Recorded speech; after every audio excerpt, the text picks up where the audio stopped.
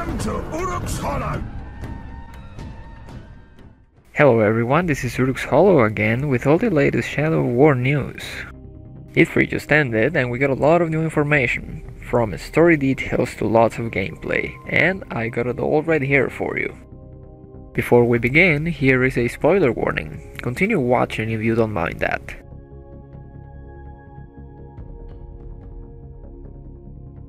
Let's start by taking a look at the gameplay demo that was shown during the Microsoft press conference. We can see some nemesis that were shamed. They're not happy about it. If you look closely, you can actually see a handprint mark that was left on their face after being shamed. But, by far, the best thing to come out of this gameplay demo was Bruce. Everybody loves him, he is great. Many people have pointed out that this looks scripted, and in fact it is. Bruce is a story character much like how Ratback was on the first game. So this means you and everyone else will get to meet this awesome Olog on our own games.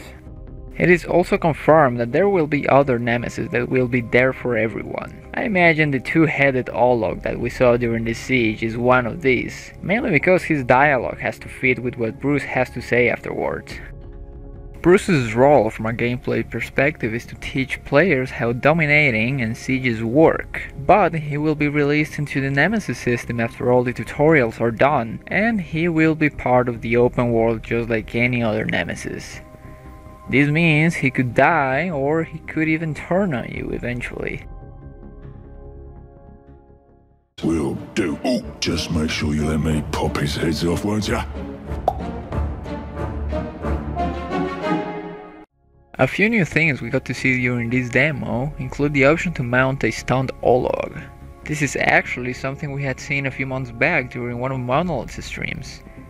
We do not get to see here how it works, but I imagine this is somewhat similar to how you grab an Uruk, except these guys are huge and you have to reach their faces somehow. We also got our first in-game look at the ghouls.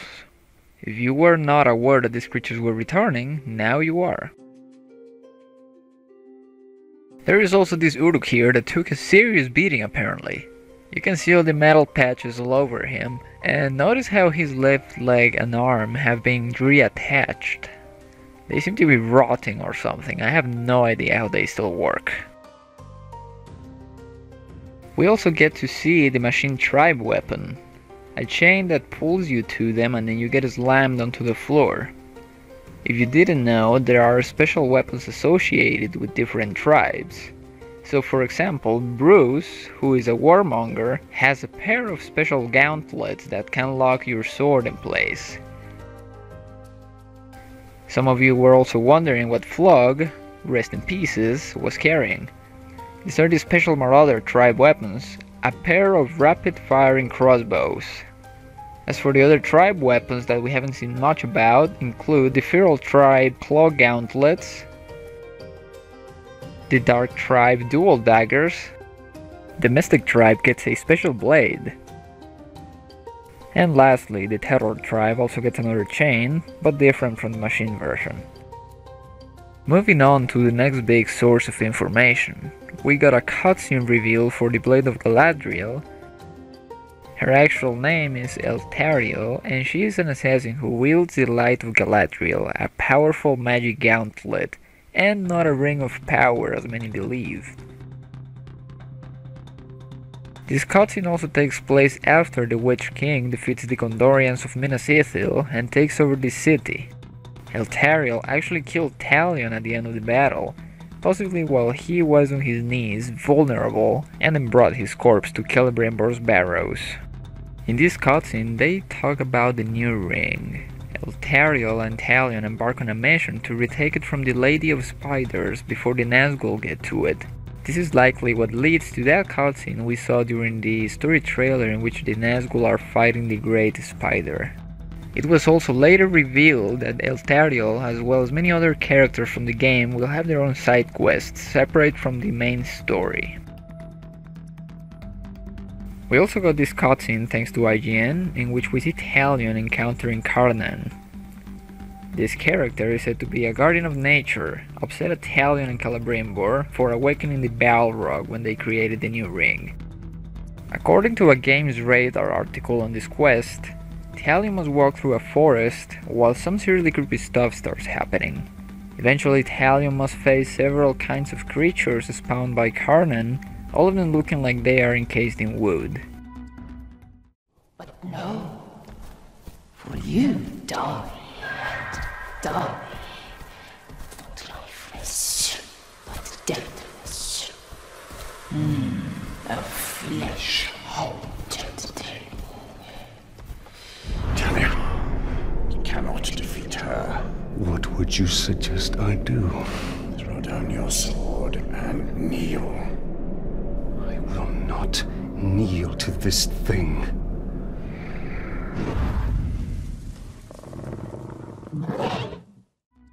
Moving on, during an interview with Michael the Platter and Troy Baker, we got this motion capture reel. We got some new cutscene footage, but the one that really got my attention was this shot at the very end. I wonder who this man here is. I think this might be the governor of Minas Ithil, but I have the feeling this could actually be Hellas from the first game. During another of Michael the Platter's interviews, we got to see the icons for every tribe in the game. The Outlaw and Slaughter tribes will be added after the release and won't be included with the standard edition of the game. We were also shown a bit about how Beast gameplay has improved. Category movement, for example, has been changed. They can now walk on many different surfaces and can also sneak and stealth kill. If you have played the Lord of the Hunt DLC on the first game, you are likely very familiar with these features. Something else they added for categories is the ability to spend might to do a mounted execution that cuts enemies in half. On the other hand, we can also see how Graug gameplay has changed. Now Graugs can climb most structures and move around the world in a more agile way.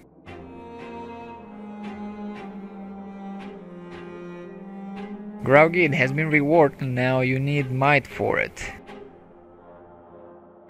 You can see how the animations have been changed, they seem a lot more powerful. I think all these changes for the Graug are great. I always thought on the first game the Graugs were too clunky and overpowered with that eat attack. We also got some Drake riding footage. Nothing too different from what we have seen before, but we did get to see the fort from a long distance, and this really helped me get a sense of how big these are. On the next bit of information, Michael the Platter showed us a bit of how commanding works on Shadow of War. Here we see an execution about to happen, and we are now able not only to interrupt the execution personally, but to order several of our followers to also jump in and create chaos. We were also shown duels and a camp raid. Duels seem mostly the same as before, while camp raids seem similar to the ambushes from the first game. The obvious difference is that now you can send several of your followers to these missions. Lastly, they streamed a bunch, and I mean a bunch, of fort sieges in Nurnen. We were shown a lot of different Uruk and Olog nemesis, their appearances, personalities, some new voice actors, especially for Ologs, lots of different variations, definitely more than in Shadow of Mordor. One of the most interesting nemesis shown was this guy right here. Not only he looks extremely disgusting, but he got a new title. If you didn't know, Nemesis can now gain new titles according to what they go through on the open world, not just coming back from the dead, but also killing you or some beast, just to name a few. Something we hadn't seen before, but we knew about. So this Uruk here was recruited by Talion, and about a minute after this, he turned hostile again because apparently his blood brother was defending this capture point. This is one of many ways your followers will betray you.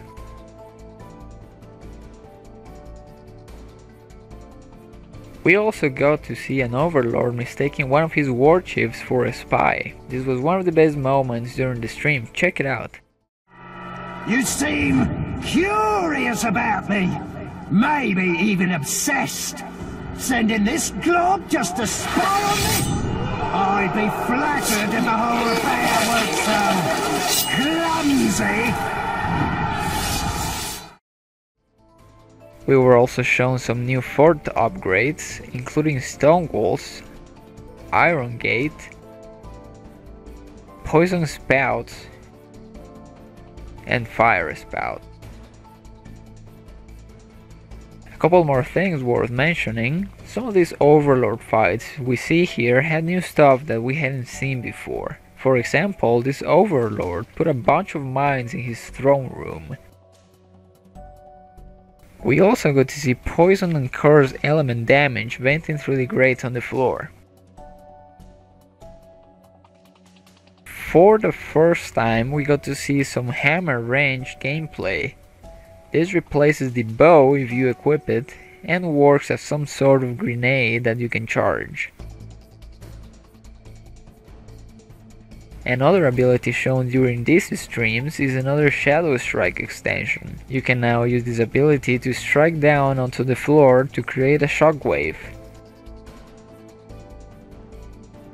There was one of these sieges that I really enjoyed watching. It was so chaotic, totally insane. They had a massive crowd, a couple drakes roasting everyone, Graugs and Caragors running around, all in the middle of the siege. Absolute chaos. I cannot wait to try this myself.